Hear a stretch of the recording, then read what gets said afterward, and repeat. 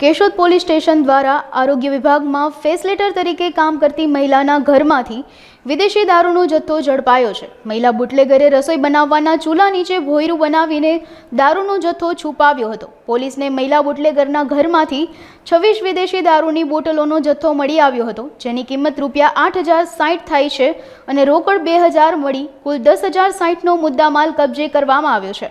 પોલીસે આરોપીને ઝડપી કાયદેસરની કાર્યવાહી હાથ ધરી છે।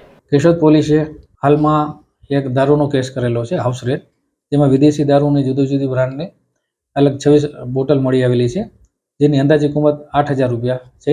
જેમાં આમાં એક એમને મોડેસ ઓપરેન્ડી એવી મળી છે કે આરોપી હંસાબેન વાઇફ ઓફ જયસિંહભાઈ ભનુભાઈ બાબરિયા કે જેઓએ પોતાના ઘરના રસોડાના ચૂલાની અંદર નાનું ભોંયરું જેવું બનાવી એની અંદર માલ સંતાડ્યો હતો, પરંતુ પોલીસને બાતમી આધારે રેડ કરી અને એક સફળ કેસ શોધી કાઢેલો છે।